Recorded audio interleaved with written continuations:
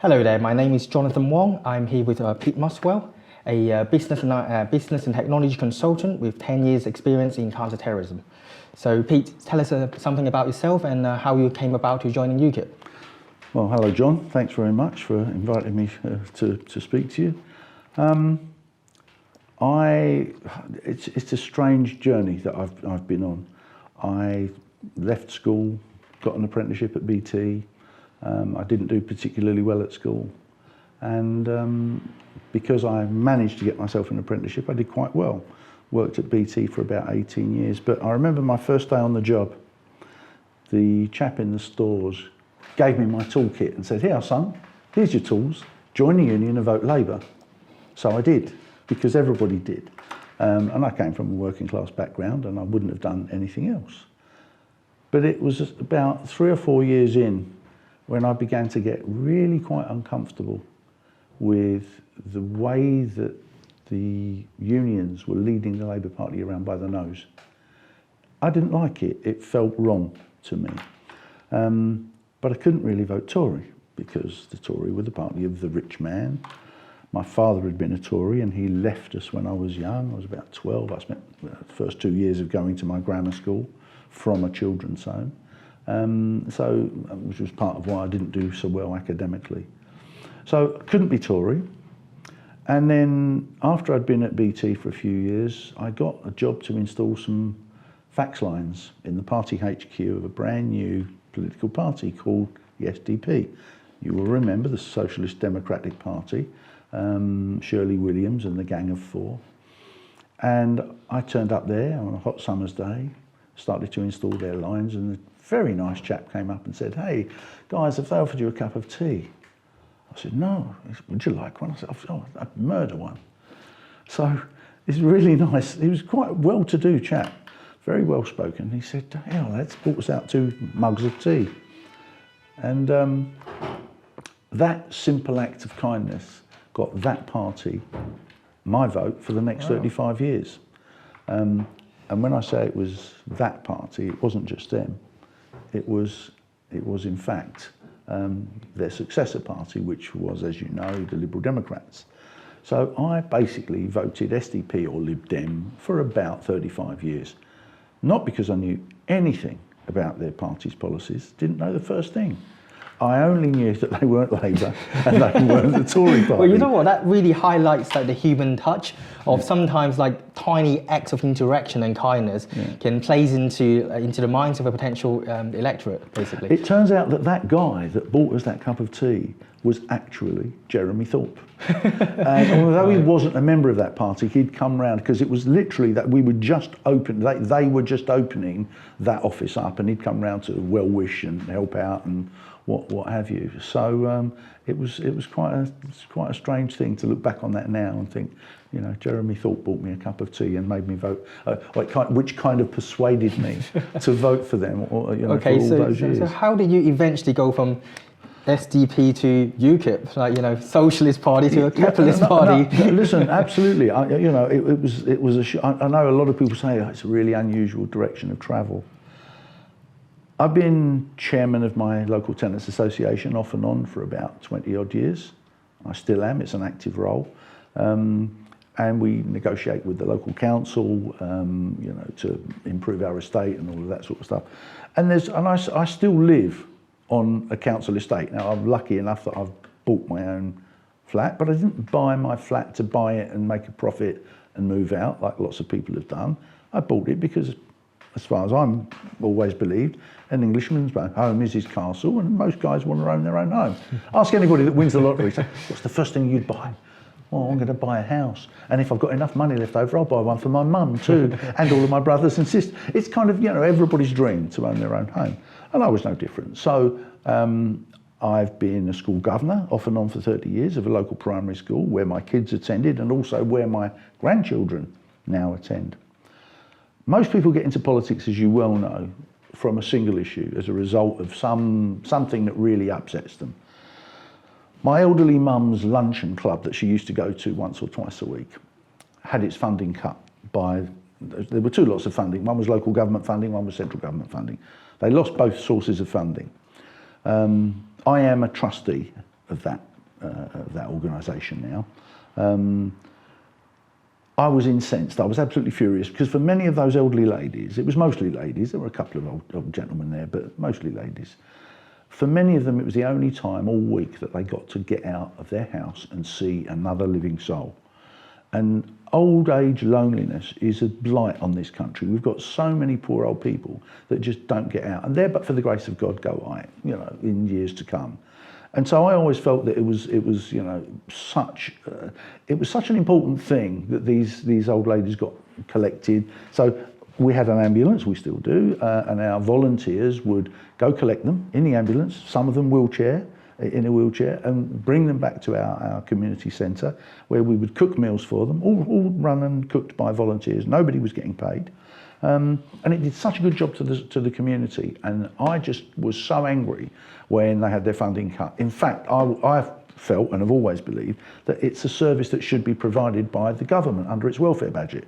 You don't allow these people to build your country, because these are the ladies that went through the Blitz, that went through rationing, and they've helped build this country, and we treat them like that, and it was just outrageous to me. So I decided I would get into politics, and I stood, and because I'd always voted Lib Dem, I stood as a Lib Dem. Again, still really didn't know much about their policies, just felt I was voting for the middle of the road party. So when I finally joined them, it took me about 4 years to realise that I wasn't really comfortable with all of their policies, and they were a bit disorganised, and it was all run by very, very well-to-do people. And I felt like I was the black sheep of the family all the while I was there, because when I joined, I said to them, I feel my politics are slightly right of centre. I believe in good, firm discipline in schools. I would support a referendum on the death penalty. I'm not going to say which way I would vote, but put it this way, people who kill soldiers and policemen and who torture children, as far as I'm concerned, deserve everything that we can give them. I call that slightly right of centre. Some people might call that far right. I've never considered myself far right. So I joined, I stood. I was only 200 votes short of getting elected as a local Lib Dem councillor in Islington South, in the ward where I live, Bunhill Ward. 4 years later, in 2014, the local party leader asked me if I would stand again. And that was at about the same time when Nick Clegg, the national leader of my party at the time, challenged Nigel Farage to debate our membership of the EU. And Nigel Farage kicked his butt, gave him a real good hiding. And I remember sitting down to watch this. I had, my big bowl of crisps and a couple of bottles of beer, and I was really going to look forward to this lovely political debate on TV. And I remember sitting there afterwards, I was like, oh my God, no, I've been supporting the wrong party all this time. Because everything Nigel Farage was saying made sense, and everything Nick Clegg was saying sounded like a lie. And he talks about he was talking about this EU army. It's a dangerous fantasy, he said. Look what happened now. And look what happened now. As you know, last weekend I gave the speech about veterans at our national conference. Outstanding speech, I must add. Thank you very much, very kind of you. Now, I often feel a bit of a fraud when people say, oh, you're a veteran. I served 16 years in a voluntary capacity in a territorial army unit. So I've never seen action. I've never fired a shot in anger. It was purely out of a sense of, I can do something for my country, and at the same time, if I'm completely honest, I can actually get something out of the territorial army that I enjoy. So I wanted to do parachuting. I wanted to drive big trucks, and I drove big trucks. In fact, I became a HGV driving instructor, qualified with the army. And most of all, I wanted to join a regiment that was mixed sex. So signals regiments are usually 60% women. And that was kind of, I was a young man, Do we have to cut this bit out? No, I'm not going to say anything too untoward, but I was a young man, young, healthy, red-blooded male, and I enjoyed myself. I will not say that I didn't enjoy the army career. It was good fun.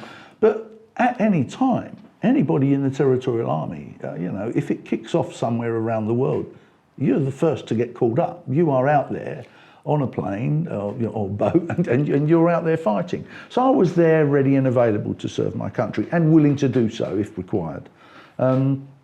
I didn't really fancy the full-time discipline of being in the army, but it was fine doing it part-time. I enjoyed that, and I was in for 16 years. So when the party asked me to, they were looking for somebody to deliver a veteran speech, and it just so happened that I'd kind of admitted that I'd been in the Territorial Army, and the chap that was going to do the speech just couldn't make it, so it ended up being me. But we undervalue those people. These again, like the little old ladies who were married to the veterans that went out and fought the 2 world wars, that have made this country what it is, that we're proud to be. Not just the ladies, but the treatment of veterans is pretty poor in this country as well. Absolutely, of course it is. It's disgusting. Yeah. And so wasn't there a veterans event yesterday? There was indeed. Yes, unfortunately, I couldn't get to it. I had to get a whole load of year-end tax documentation done, which I just was so late with, and I just couldn't make it. So, which was a great shame. But I knew that there would be lots and lots of vets there.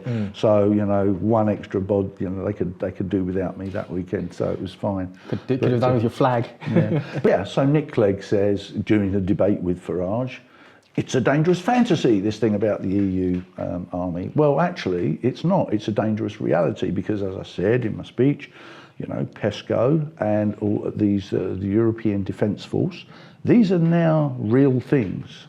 And they've got this bug that, the EU absolutely believe that they have been responsible for keeping peace for the last 80 years. Isn't it right that there are loads of army vehicles that's got EU flags Absolutely. and also said paid for by the EU? But technically though, because where does the EU money actually come from? The EU doesn't actually produce any products. Yeah, absolutely. So all the money are fundings by EU countries such as ourselves. Absolutely. The net contributors, I must add. Yeah, no, I mean, this is EU expansion plans. So, Nigel was right about that back then. And it was, I mean, you might say, so your original question was, what made me come from the Lib Dems to UKIP? And it was Nigel Farage that actually radicalised me. And I use that term advisedly because it was radical. It was, imagine coming from Lib Dems, the nice people. I never, ever, ever had anybody sneer at me or look down at me or pity me when I said, oh, hello, I'm Pete Muswell, I'm from the Liberal Democrat Party, I'd like your vote, and anything I can do to help you. Instead, now, and I go, oh, hello, lovely to meet you. But now, I'm Pete Muswell, I'm from UKIP, slam door, or, oh, you poor thing. What have you been... What happened? What happened? Who told you this? It's funny, I've been to a number of hustings. I stood against Emily Thornberry in Islington South, where I live. I stood against her in the 2015 election and in the 2017 election. I don't particularly like her as a human being, as a person. I think she's smug. She's the lady that did the white van man tweet of shame, the St George's flags. When she were down there, we were all down in Rochester campaigning for Mark Reckless, and she turned up and she took a photo of this guy who'd hung the England flags out of his window. I stood against her several times. She doesn't like me because the first thing she tried to do at the very first hustings was kind of imply, oh, well, you're UKIP, so you must be a racist, bigot, xenophobe. And when I explained the diversity of my family background, which I don't wear as a badge of I shouldn't have to say to people, my wife is Anglo-Indian, my daughter's married to a Jamaican, and I'm the grandson of different, I shouldn't have to say that. Take me at my word, I say, look, I'm an ordinary guy, and I want to do what's best for my country, and particularly for the poorest of my country, but I want businesses to be successful as well, which is a sort of, you would think, oh, hold on a minute, this doesn't quite balance out. But for me, it does. For me, it does, because if businesses are successful, they pay tax. They employ people. Those people pay tax. Those people go out and spend money. What they're spending their money on is taxed by VAT. And the shopkeeper that they're buying the stuff from is paying his tax. It generates money. Now, what Labour want is a massive public sector where all of the taxes that the private sector are generating into the economy are all getting soaked up by the public sector. Now, I'm not saying that we don't need policemen and nurses and teachers. Of course we do. They are our public heroes. If I could wave a magic wand and pay them all more, I would. I think the nurses absolutely do a fantastic job. They all do. They all do. I'm not going to single out any one group. But We've also got a lot of hangers-on. We've got managers of managers of managers. We've got consultants that consult on consulting about consulting. I mean, it's really frustrating. It's all the middlemen that's soaking up the money that doesn't produce anything. There's a massive amount of middle management, particularly we've got in schools where teachers are spending all their time writing reports and not enough time teaching. And I understand that the schools need reports. The head teacher needs to know what kids are falling behind, what kids have we got to concentrate effort on. So I kind of get that, but it seems to me, the feedback that I get is that there's an awful lot of that, and perhaps much more than there should be. But the NHS, some of those people are run ragged. They just don't have enough hours in the day. And I think that they are absolutely our national heroes, and we should pay them more if we could. But that all comes out of the taxes paid by private business, the private sector. And unfortunately, not enough people on the public sector side understand that. So you talk to any nurse or any teacher, and these are the people that have been, and I really am reluctant to use the word brainwashed, but they've been told over and over and over again that EU good, everything else bad. And, be a strong union and fight for your rights. Well, of course I want people to have the right to keep their job and not to be sacked, unfairly dismissed. That's very interesting, because I was I saw the Labour conference as well, and they're very strong at pushing education programs to primary school, like including subjects such as climate change and about empire and stuff. Like the literal words they're using are like, auto diversity and everything. When you say empire, you're talking about European empire. No, they're about like history of the British Empire. They want to teach primary school. That's one of the person that spoke there. I don't know what position I can't remember which position they hold in the Labour Party, but they were speaking on stage at the national conference. So, I think there's a very strong push towards that, especially like sex education as well. Oh, I've seen some of the textbooks. It's ridiculous. I believe personally that sex education should be a parental responsibility. Morality should be a parental responsibility, and academia should remain academic. And without moralising any particular viewpoints. You won't be surprised that as an ex-school governor of 30 years, I take a sort of more centrist view on it. Yes, absolutely, it should be the choice of the parents when a child is taught about sex and procreation. The issue that I've got is that some children learn about it the wrong way and too early. Way too early. And then what happens is the kids that the parents have opted out of sex education lessons are then listening to all of these terrible, dreadful rumours about what has to happen for babies to be made. So I believe that there still, is... they just learning from porn. And this is what you get. You get an awful lot of single mums, who are basically, I didn't even know what I was doing. And so I think that there's a common sense line somewhere. And I think that line is around about the age of 8 or 9.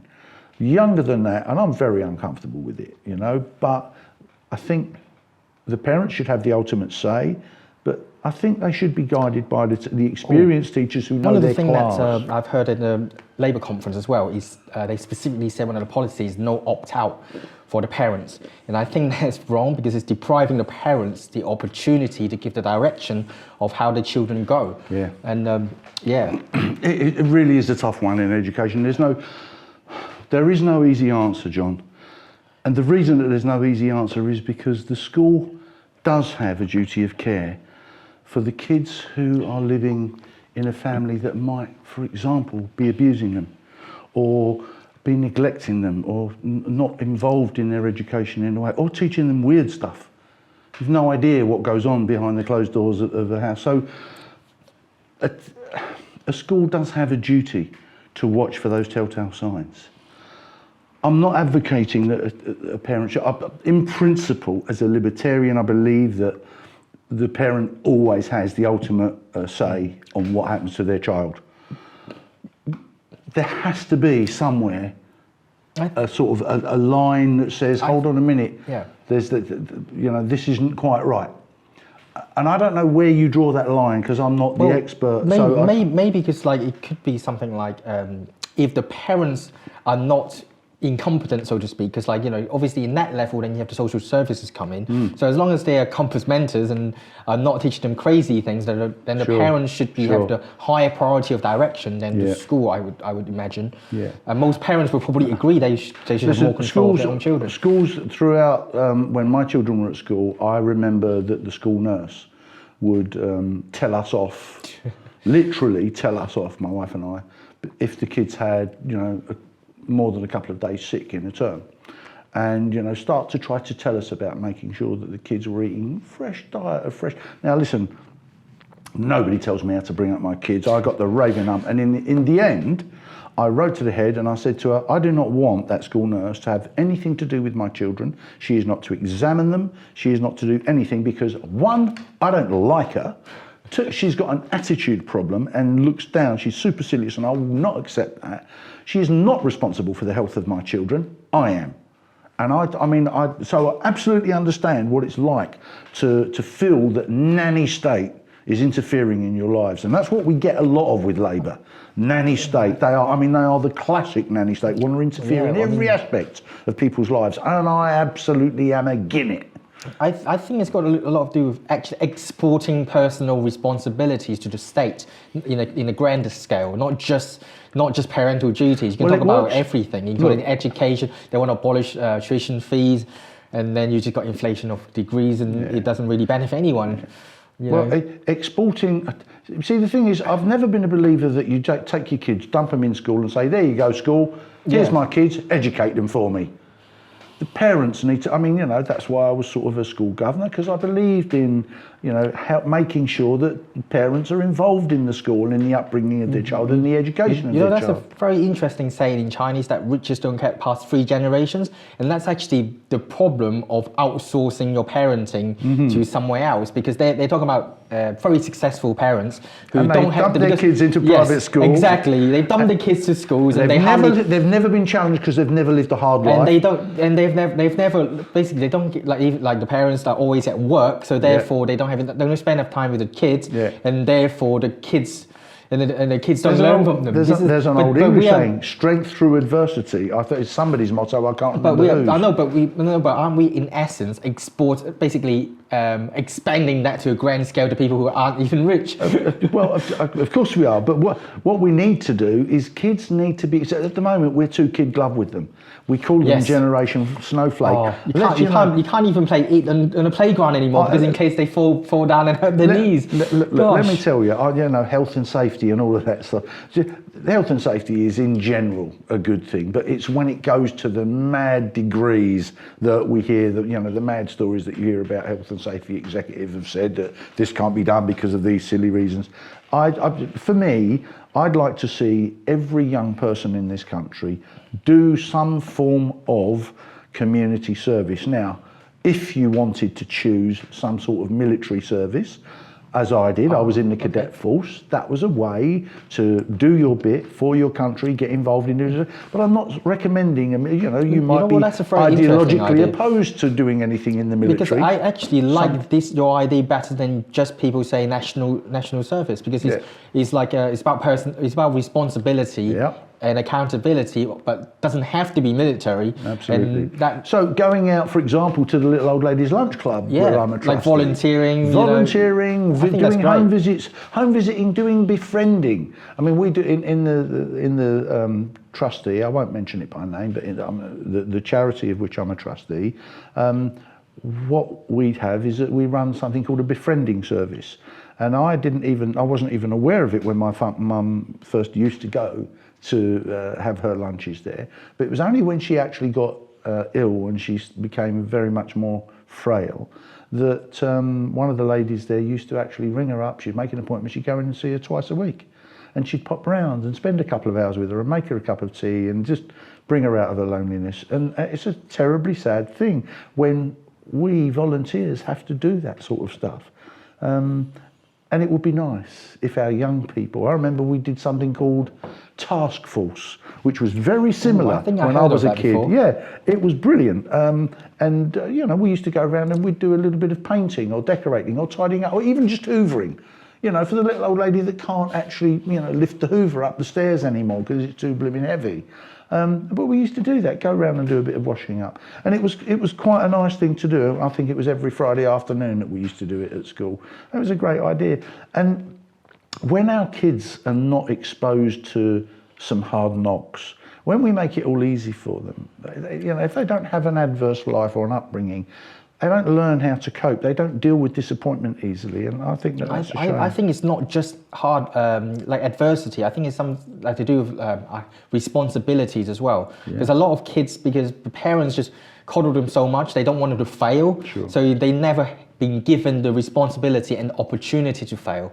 They should be exploring, making their own mistakes, so they learn from the mistakes. If you don't learn from your mistakes, then you think you're invincible, and then when you go out, Absolutely. and then you actually face adversity, you can't cope with it. And all of a sudden it's a shock. Oh my goodness me, my boss has just told me off. I remember like reading an article about a university student, I believe it's in the States, but it's still in the West, that she can't cope with, because she's always had sauce on her food or something. So when she went to university, she literally left because she couldn't eat the food in the canteen.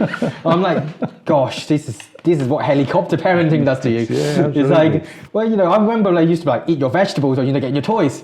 That is more sensible. It's like, carrot in the stick, absolutely. But now it's like, oh, sorry, honey, especially I've seen a trend that instead of teaching children and leading the children in the direction that they ought to be doing to be successful human beings the rest of their life, they're looking at children and let them go wherever they want.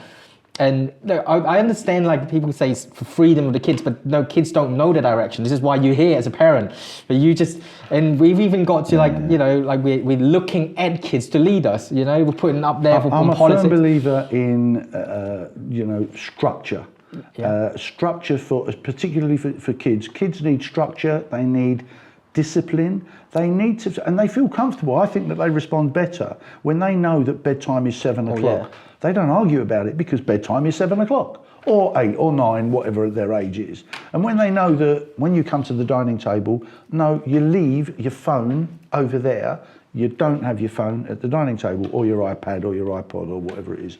And that structure and rules, if you lay them down, I'm not talking about draconian stuff, but I'm talking about having a set of rules, sort of social norms that you're happy with within your family, and you set those norms with, different families sort of behave differently, and things are acceptable in different ways. But for me, I like to see structure, and sometimes, as a grandparent, it's very difficult to go to your child, But he needs to go to sleep, and it's like you're constantly wanting to. Oh no! But why don't you? Let me bring up my own kids, Dad. Kind of stuff. So it is. Well, you see, this is the thing. Like, kids are natural explorers. So not only they explore territories, they explore like boundaries. So if you don't set firm boundaries, they will continue to push. Oh, yeah. And this is why you get this is why you need certain level of discipline. Like, you have to push back when the kids do something that you don't like them to do. This is the Bojo principle. This is Bojo setting his red line and saying, "I'm leaving on the 31st." All right.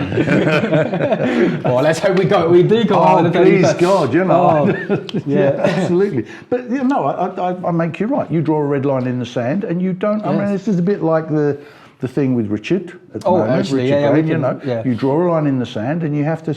There comes a point when you say, "I will not allow you to cross that line in the sand. I will not back away from my position. This is my position." I mean, it's sad that we've arrived at that, and we'll probably talk about that in a while. But it's, it is pointless drawing a line in the sand and then sort of retreating from it, because you just make yourself look weak. And in fact, the previous Prime Minister, Theresa May, she was the worst. Screaming at, why do you keep drawing these red lines and then backing away from them? The first thing we should have done was, okay, so thanks very much, nation, for voting us out. I now hereby, implement Article 50. Right. Imagine going to the car salesman and go, "I'm not leaving until I get a car." See what kind of deal you're going to get. John, you're preaching to the converted. I have been selling telephone systems and IT solutions all my life, all right? And when I go into the boardroom and I'm talking to the managing director or the CEO and some of the board, if I'm not prepared to leave, exactly, there is a point below which that deal is not profitable for me. Exactly. taking everything into consideration, and so you've got to be prepared to walk away from the mistake. And all of these, I will be respectful, all of these inexperienced commercial negotiators, i.e. all of the lefty idiots that just go, no, we've got to have no deal on the table. No, we haven't. You wake up and smell the coffee, live in the commercial world instead of living in your ideal world of idealism, of party politics, of believing what the BS that you've been fed through school, through university, through your political affiliations. You've got to wake up and smell the commercial coffee that says you've got to be able to walk away from the deal. And that's why this country has been bleeding money all over the GBPLC or UK PLC has been bleeding money all over the boardroom table in lost revenue, in lost opportunities, because our politicians, who are majority Remainers, 3/4, have basically decided that their personal viewpoint overrules and outweighs the views of the majority of the electorate. And they may say, but it was only 2% more. Well, let me tell you, that 2% was 1.4 million people. You put them, 1.4 million people, in a big football stadium and see how many that is. That's a lot of people. And I suspect now that it will be more. I suspect it will be more because I've seen videos of Boris Johnson being praised by the working class, shouting, Boris, we love you. And then they would be crapping on Jeremy Corbyn.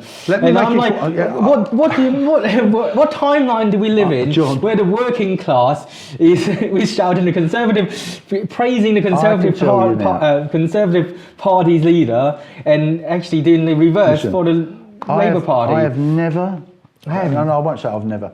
I've only ever voted Tory twice.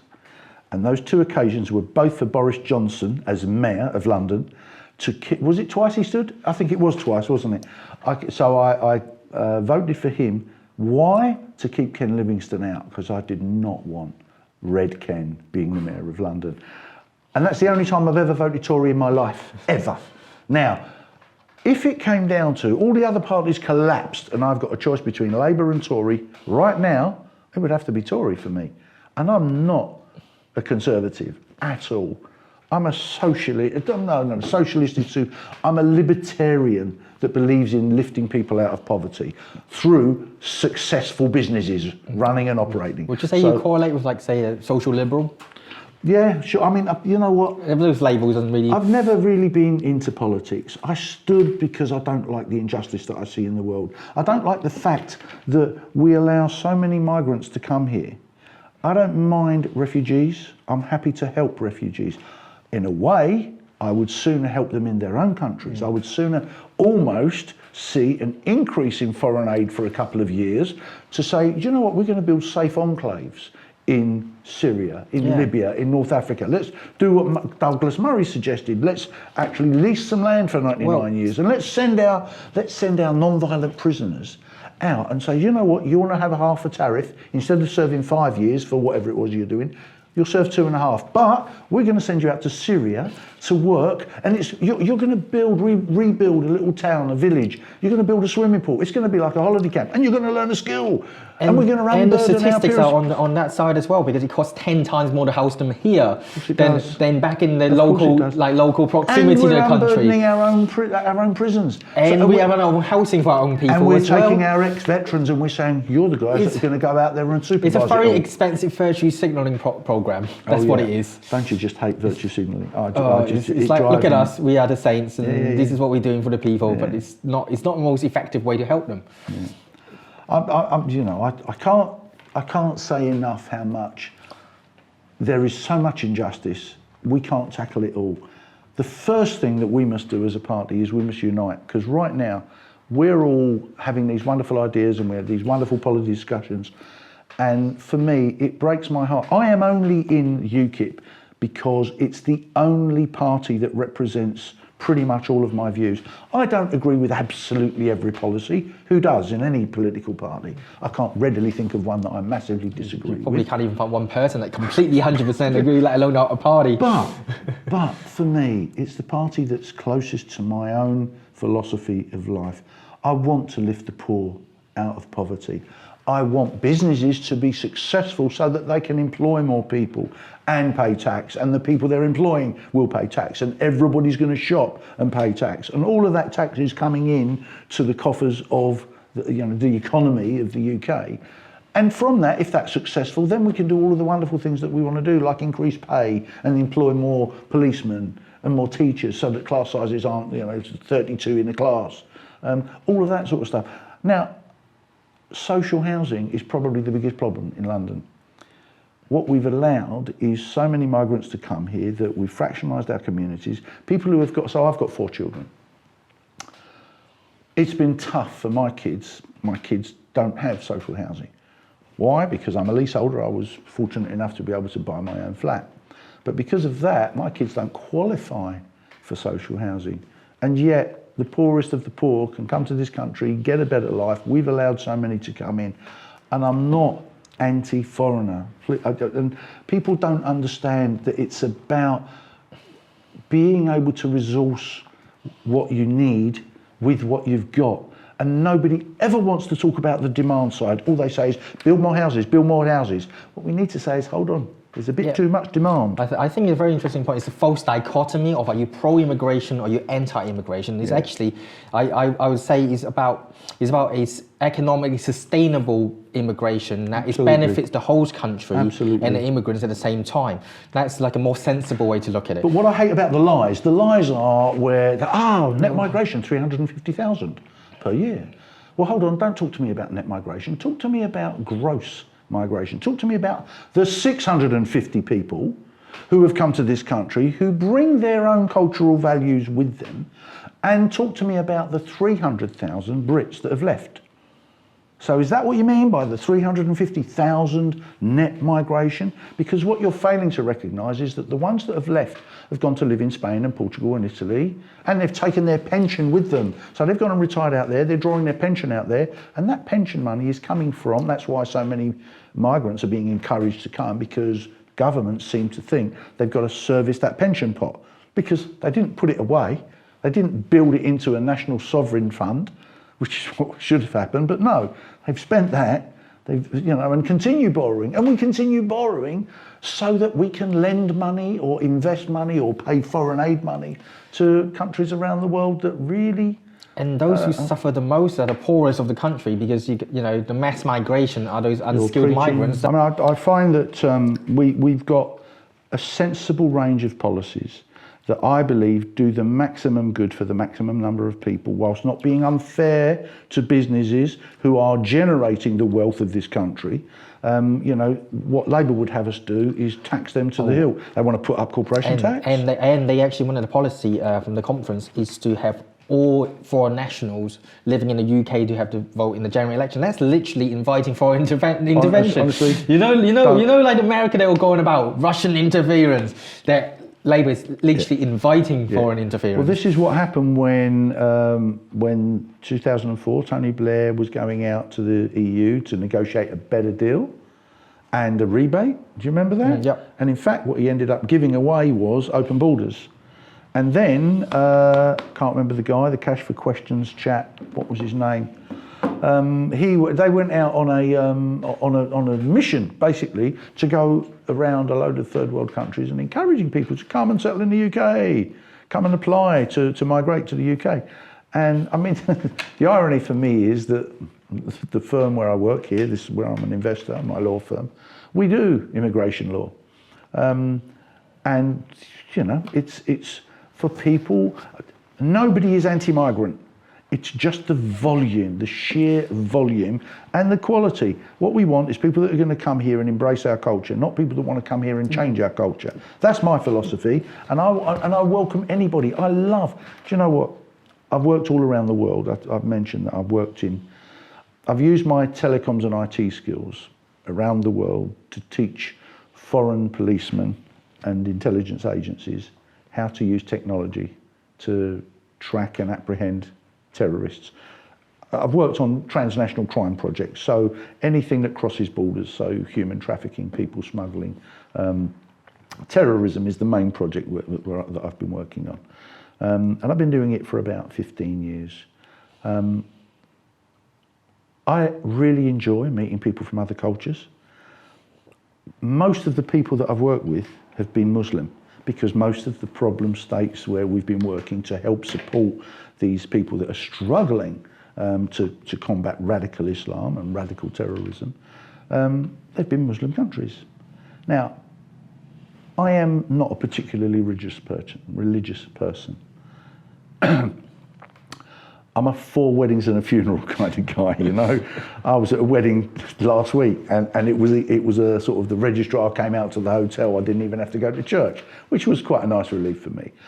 I nominally call myself a Christian. My father was Jewish, my mother was Christian, I was raised Christian. I don't like religion. I don't have a lot of time particularly for religion. Too many people have been killed in the name of religion. But I particularly feel sorry for these Muslim policemen who are out there battling people who are also Muslims and dying. And, you know, and these guys are being killed. You know, most of the atrocities that go on around the world, it's killing other Muslims. So yes, I have a lot of time and patience for them. I don't like their religion. I thank God every day I wake up, if she's there. You mean like, thank God I'm an atheist? Thank God, thank God I wasn't born a Muslim, because I don't like the idea, some of the principles espoused by their faith. At the same time, I don't want to insult the millions of ordinary Muslims who are just decent, hard-working, normal people. So for me, you know, this issue that we have within the party about those that support Tommy Robinson and those that don't, those that want him in, those that don't, it's a real thin tightrope to walk to make sure. I don't want to alienate. I mean, we've lost almost every Muslim that we ever had in the party, and we had quite a lot. People that were just ordinary folks like us that said, I want a nice life for my kids and for my family. And why wouldn't you vote UKIP? Because we're not about anything other than having policies that promote a nice, safe country in which to live, where your kids grow up, they get a job opportunity, they can have a flat, they can afford to go on holiday maybe once or twice a year. You know, that's what I want for everybody. I want every child to have a first-class education. Every single child in the country. If I had a magic wand, I'd wave it and say, every child in the world gets a first-class education. Because we have no idea which poor, distressed child is going to come up with a cure for cancer or Alzheimer's. That's another thing Labour want to abolish, private schools. Yeah, I know. Well, I was lucky enough to be able to put 3 of my 4 kids into private school. And it helped them. It was brilliant. And they've all done very, very well for me. I was lucky. Not every child is so lucky. There are, I mean, at the very least, I would say to every parent, at the very least you must do is try to afford to have a private tutor come in once or twice a week and give your kids the extra work that they want. Because you've got to understand what you're competing with is your child being in a class of 30 to 35, yeah, and your teacher has got to spend her time spread around those classes. I had one of the teaching assistants at the school where I have previously assisted as a governor. She said to me, Pete, I've got to spend my entire day helping this little Syrian child who's just come here from Syria. He's 4 years old, he's an orphan. He doesn't speak a word of English and he clings to me all day long. She said, it breaks my heart, I feel sorry for him, but I'm neglecting all of the rest. I'm now not doing anything for the remainder of the class. And that's a shame, you know, and it's kind of, it feels right on the one hand that we help this child, but it feels wrong on the other hand that we're neglecting all of the other children and the work that she should be doing, spreading her time around the others.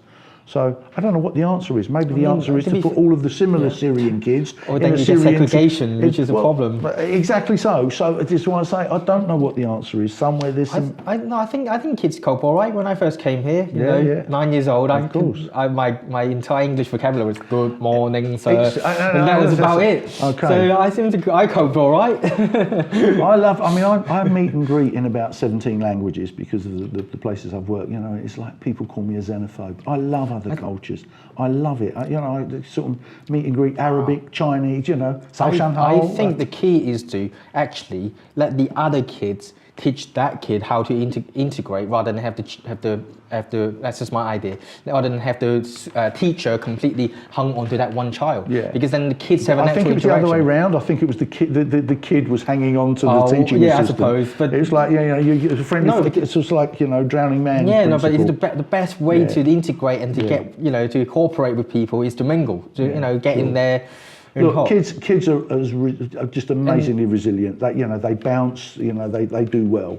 And we just and young kids are incredibly adaptive to languages as well. Yeah, of course. I think I'm on the end of that period of culture's ability to absorb language. So I've still got a Chinese twang in my English. I want every child to learn a second language and a musical instrument, because apparently the neural synapses or the neural pathways that develop only develop when you're young, and if you get past a certain age, they stop developing, and it's much harder. So it's why I bash out a few tunes on the guitar, I bash out a few tunes on the piano. Unfortunately, I can't read a note of music, and every time I've tried to learn, it's just I go note blind. I just can't. No. I'm back to my little 12-bar boogie sort of stuff. But it's all playing by ear is one thing, but being able to read the dots. But I want every child to have that education, to get the opportunity to learn another language. It's strange though how when I was at school we learned French and German. Then later on, when my kids were at school, they learned Spanish, and I can't remember what the other language was as well. And now the grandkids are there; they're learning Bengali. And my niece is in her place, her secondary school. She's learning Sanskrit. Right, just amazing, broadens the mind. But the travel that I've done around the world, I've loved it. It's been fabulous, and I've worked with some wonderful people. I believe traveling is very important to broaden the perspective, because if you see there are different ways to do the same thing, that broadens your mind incredibly well, because you don't get narrow-minded pretty much. So I think it's very important for young people to explore different ways to do things. Absolutely. I understand business technology, how to employ technology to basically make money or help you run your business. One of the ideas that I've got, and I've had it for many, many years, about 20 odd years, I've got this kind of passion and desire to want to help homeless people. And I was talking, what made me come up with this idea again and resurrect it more recently is that I was speaking to one of our newly elected councillors called Carrie Talbot, down at in Great Yarmouth, where she's been elected. And I was only speaking to her last week at conference, last weekend. I'd met her for the first time. And she said, we've got a terrible problem with homelessness. I said, you're on the council now, yeah? You're a councillor? She said, yeah. I said, could you find me a big building? She said, what do you mean? What, a big building? I said, well, I've got this idea. And I'm pretty sure it's going to work, where instead of creating some sort of charity or social purpose organisation to train people, take them off the streets, give them housing, give them short-term housing, teach them a skill, get them into employment, and then hopefully get them into some sort of permanent accommodation. So you've broken the circle of no job, no home, no home, no job. Because as you know, without a home you can't apply for a job. Like, where do you live? Exactly, the vicious circle. So she said, okay, so what do you need? So I said, well, look, instead of having one of these things that just puts its hand out every year and goes back to the council and says, please sir, can I have some more money? I have a business model, because I'm a passionate believer. I run 3 businesses. I'm a passionate believer in where you can, turning overheads into profit centres. For the council, the overhead is looking after these people that are on the streets. One way or the other, they've got to send homelessness officers out there to deal with them, or to deal with any problems caused by them, or they've got to pay them dole, or they've got to train them, or whatever. So I'm thinking, if we take a small investment, let's get a property, and let's try to kill 2 birds with one stone. Let's take these people off the rather like the idea that I mentioned earlier about taking prisoners out of prison, non-violent ones, and sending them over to Syria and saying you can have half your tariff, but what you've got to do is rebuild. If you want to come back. Good idea. So this idea is similar. So what I'm saying is, let's take these homeless people, let's give them the job, let's try to offer them the chance to. So if we got, for example, a building that was in a poor state of disrepair, take these people off the street, you say, I'll tell you what, you help us, you provide the labour, we'll provide the training to teach you how to do the plastering and the chippy work and the electrical work. We'll teach you a skill, while you're doing it. You refurb this building, and by the way, when it's built, you each get a bedroom there. It's a short-term sort of a hostel type thing, and by the way, there's some office space there. Now, the interesting twist on that idea is that in certain parts, so the UK, I'm going to go off-piste for a moment. The UK sits at the centre of the world's global digital superhighway, and not a lot of people know that. Well, now a lot of them do. So what happens? What happens is the first ever submarine telephony cable was laid to link two primary trade routes. I'll bet you can guess which two routes they were. Where do you think the first international trade took place between? In Europe. Come on, two big capital cities. Well, London. And Paris. Yeah. Okay. So the first submarine cable ever laid in the world, about 1850, from Calais to Dover, and it linked London and Paris, right? That's a long time ago, yeah? The next one was about 16 years later to link London and New York. Now, because of our geographic position, we are in the perfect place to act as the springboard for the Americans to trade with Europe and for Europe to trade with America. All of the technology that has grown up behind those first two transatlantic cables, the first two sub-oceanic cables, I should say, they are all, they were the first two, and everything that has followed has just developed, so more and more fibre and submarine cables. So London and New York have ended up as the two cheapest places in the world to buy and sell wholesale telecom services and internet bandwidth. Every one of the 50 or so licensed telecoms operators that applied for a licence to operate in the UK when Margaret Thatcher deregulated our telecoms, every one of them has tried to build national infrastructure around the UK. Why? Because they wanted to compete with BT, who were our national carrier, and they wanted to get their hands on some of that lucrative big business revenue, which is why you always see them digging up the roads around the City of London and digging around the central business district of every large city around the UK.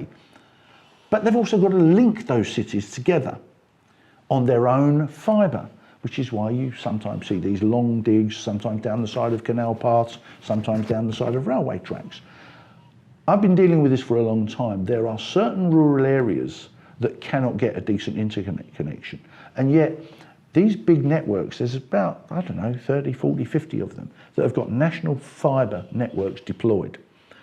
If you know where to look, you can get very high speed, I'm talking about ultra high speed fibre, and you can get that brought into towns where fibre is passing through. If you can get within about 100 metres of one of their ducts, if you can find a building that's available to you within that duct. So what I've offered to Carrie is, if she can find me a building down in Great Yarmouth, and I've already done a bit of preliminary research, and there is a big, what's called a dark fibre provider down there that's got access. If we can find a building that's close enough where we can afford to dig up the road and get connected onto that network, we can then do something special down there. Because what we can then do is create a large business village, where one of the big problems facing a lot of small businesses, startups, is they can't get a decent internet connection, especially if they're in a rural area.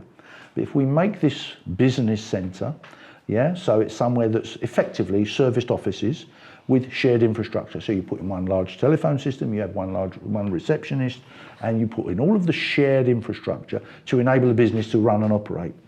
In that centre, we can now take our homeless people, get them off the streets, and all of the other local businesses that we're attracting, part of them coming in and paying a low rent and getting access to big fibre, big internet, so that they have to take on, when they're ready to take on a member of staff, they have to take on one of our trainees, one of our homeless people. So what we've done is, in one fell swoop, we've enabled local businesses, we've got them online with decent connectivity, we're giving them access to labour, we're taking these people off the streets and training them. There's a whole load of ticks, and what we can do is, if we can find a way to do that in all of the areas that have been blighted by EU policies, so the Common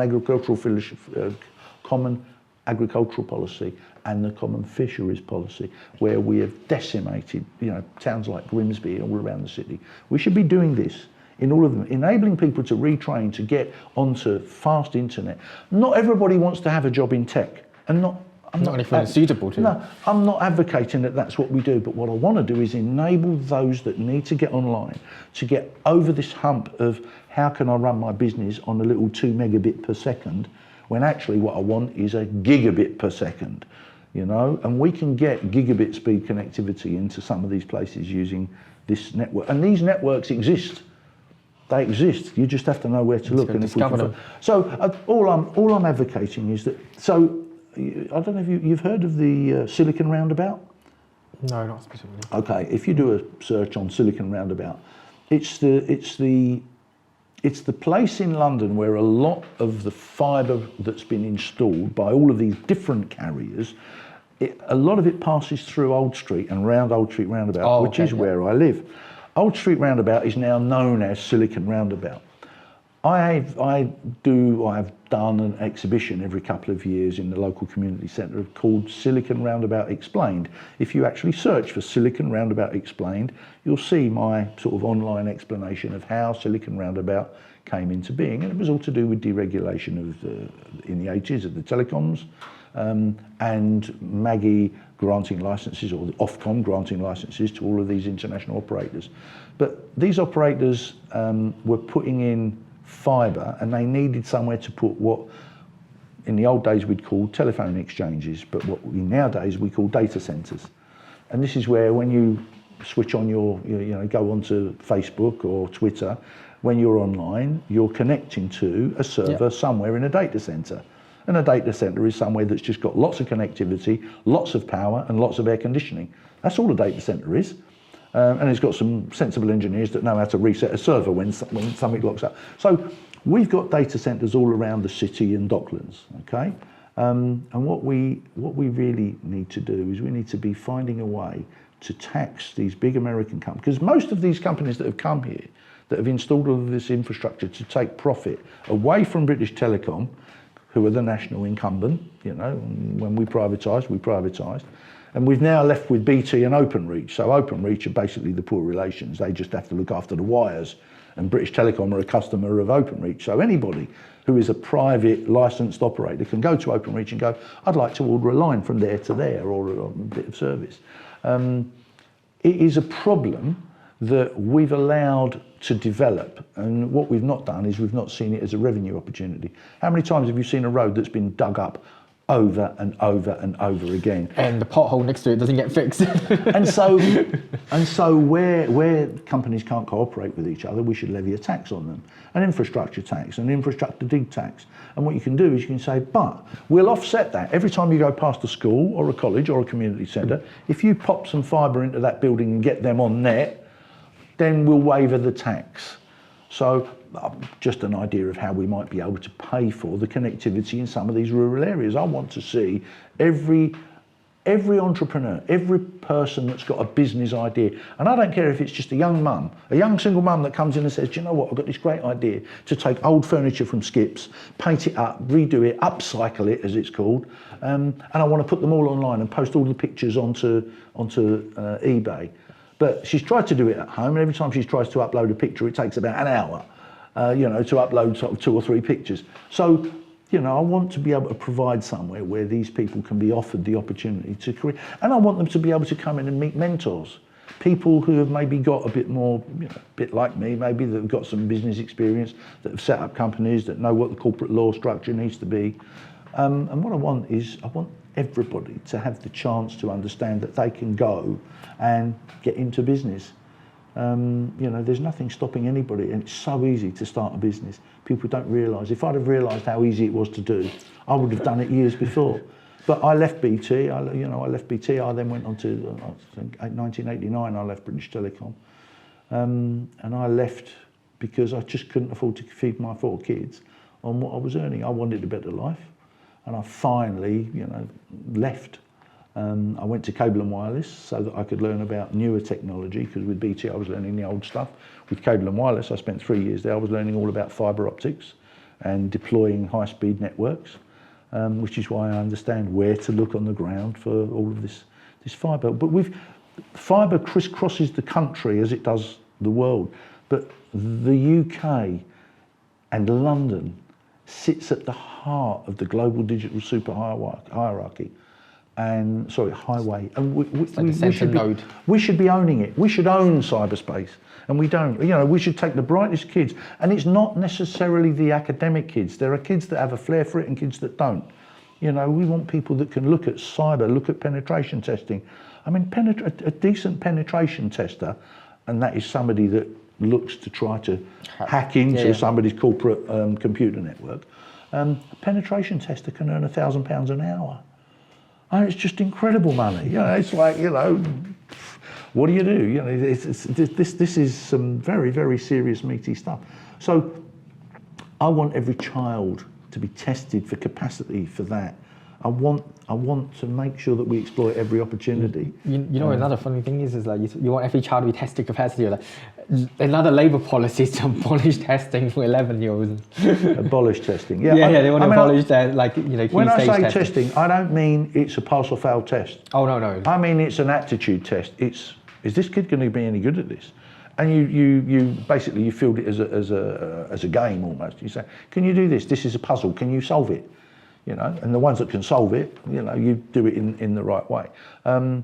No, I don't like the idea of testing. Testing it puts undue pressure on kids. I've seen kids, you know, almost have nervous breakdowns at the age of 10. Oh, I'm going to do it. You know, it's like some people do not respond well to a test environment. Yeah. You know, that's. Well, some people are more practical rather than academic as well. Look, I was always terrible at school. I couldn't concentrate. The thing is, my father left. I was 12. I had 2 younger brothers and a not very well mum.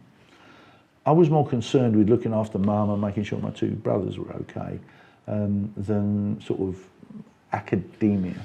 So for me, you know, it was I wish, with the benefit of hindsight, I would love to have been able to go on to college and uni and study. I think you know, we could do more with like providing apprenticeship opportunities for people who are more practical than academic. I think. Look, I got an apprenticeship with BT, and it was the best thing that ever happened to me. Yeah, exactly. I mean, look where I've ended up. I'm quite proud that without any formal education, I own 2 businesses. You know, a consultancy that does the technology consultancy around the world. I still do that occasionally. I've got a small technology business that ticks away in the background, just testing phone numbers. I won't go into it. And then I'm a director of this law firm where I've actually invested some money. And, you know, I'm a director of the law firm, and I'm approved by the Solicitors Regulation Authority to be a director, a shareholder and a manager of a law firm. And there are 3 quite heavy-duty bits of vetting you have to go through to do that. You've got to be squeaky clean. So fortunately, I think I passed that. The thing is, we've got a lot of people that have fallen through the cracks. We've got people that suffer mental health problems. I, in my own family, have relatives that are not too far from me that have suffered with mental illness, with addictions. I have neighbours whose children, and I'm talking about 40, so I'm sort of mid-60s now. I'll be 65 in May.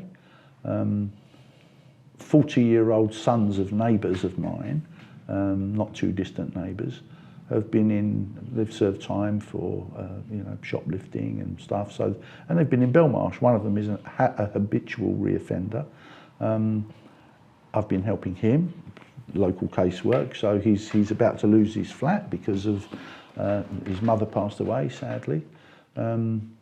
I'll never forget his mother, actually. She was a lovely lady. She once said to me, I've got a clear conscience and you can't buy one of those. And I've never forgot her words to me. You know, whenever somebody talks about, have you got a clear conscience? She'll go, yeah, absolutely. Everything I do for a decent purpose, I like to believe. What is it they say? Integrity is doing the right thing even when nobody's looking. Yeah. I'm not even talking about that issue. But it's, you know, these... Maybe we can talk about the future of the party soon. Yeah. But I mean, you know, these issues, these old wives' tales, if you like, these home truths are seldom wrong. And when her son now says to me, I've been in Belmarsh, and he's been in and out, and I know the son of somebody else that's also been in Belmarsh, And I've questioned things that Tommy Robinson has said about, you know, have we really lost control of our prisons? You know, is it really that bad if you don't take them out? And these guys have confirmed absolutely that it is true. There is a dividing line. There is a very thin line between, as I said earlier, offending a load of ordinary, decent, working class Muslims and turning your back and denying that there's a problem. There's a problem. Absolutely there's a problem with radical Islam. And I don't want to live in an Islamic state where I'm woken up every morning by Allahu Akbar. Yeah, I don't want to hear that at 4:30 every morning. I had years of working in, I spent 9 years going backwards and forwards to one particular country. And, you know, about every 3 months I'd be out there for sort of a week to 10 days. My longest visit, I think, was about 5 weeks. And I enjoy mixing with these other cultures. And when I'm there, I respect their culture. And when I meet and greet them, I will, Assalamu alaikum wa rahmat, you know, I'll give them the proper formal greeting that I should give them. I don't want to insult these people, I'm going to their country. And when people come to this country, I don't want them to insult me, I don't want them to try. You have to put yourself in the shoes of somebody, just for a moment. Somebody comes to you, so if somebody walked into this room now and said to us, okay, you guys, you're all Christian, yeah? Oh, yeah. Well, we despise your faith, we think it's a death cult. I'd be pretty offended, and I guess you would too, yeah? Because you could argue, well, you killed your so-called saviour, didn't you? You nailed him to a cross. It's a death, you know. So there is this dividing line. Now, you know, obviously what we're talking about are the remarks that Gerard Batten made. I was one of, let me rewind a little bit and just finish off how I ended up coming across to UKIP. Okay, whoa, that was a massive backtrack. But the reason I want to do that is because I will explain to you how Gerard was the first person that I met when I defected, because I sat there, I watched that great debate between Clegg and Farage, and something clicked inside me, and I had that red mist moment, the scales fell away from my eyes, and I went, oh dear, I've been voting for the wrong party all these bloody years. So I got on the phone, I spoke to Lawrence Webb, who at the time was working out of Gerard Batten's office over in Romford, and I said, I'd like to defect, can I come over and see you? And he said, yes, you can.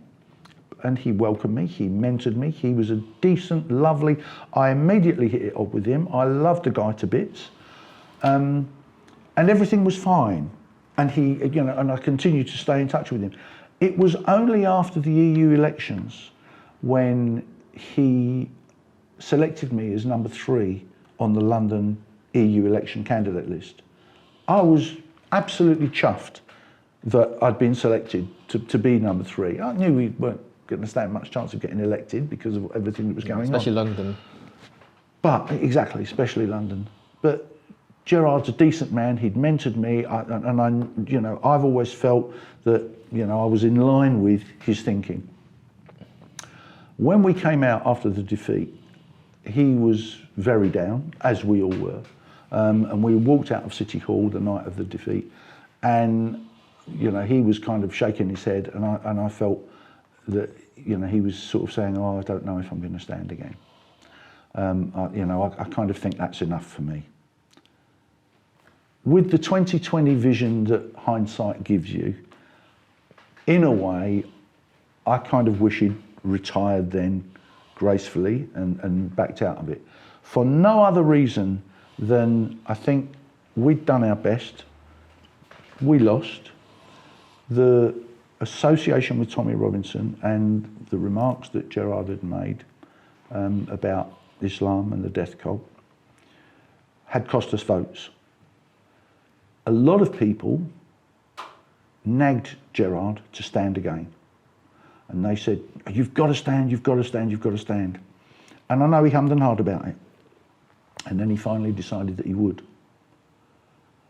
I believe that the reason that he stood was out of an absolute sense of loyalty, of duty, and of honour.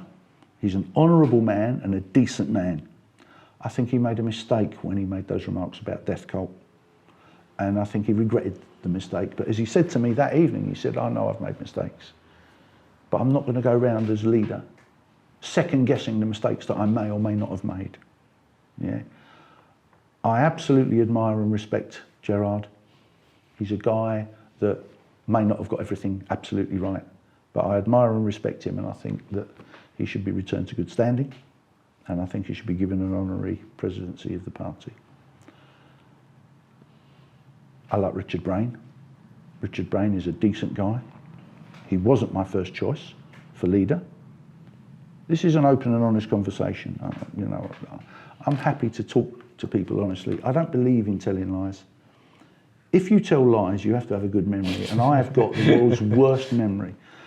If I have a row with my wife, she can remember every word I ever said, where I was standing, what the weather was like, what I was wearing. I mean, it was just, you know, and I can barely remember ever having the row in the first place.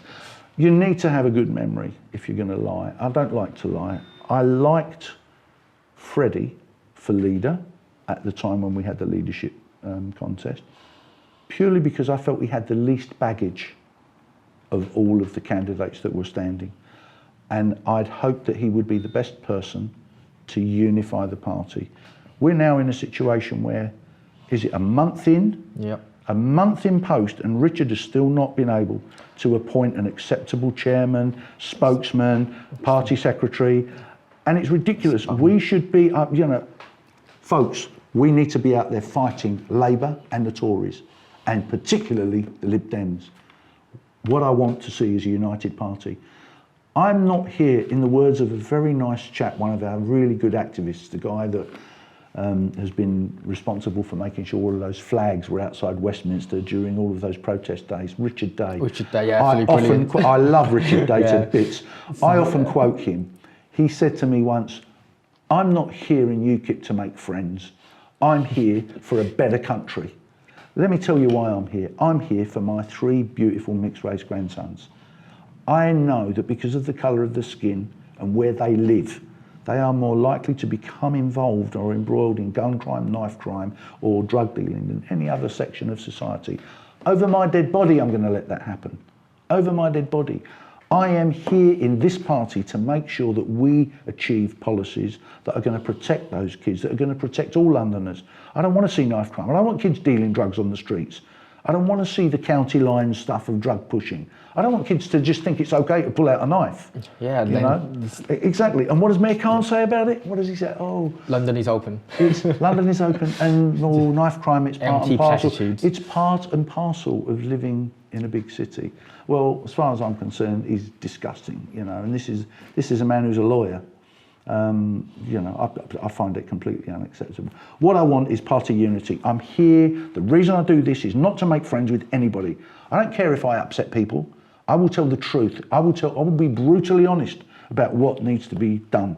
What we need to do now is we need to unite as a party. And if we can't unite as a party, we are lost. And the laughter of the Lib Dems, and perhaps the Labour and Tories, will be our only reward if we don't unite. And that's what we've got to do. And I passionately believe that. Are we done? Pete Muswell, thank you very much. Cheers, John. Thank you. All the best. It's been a pleasure.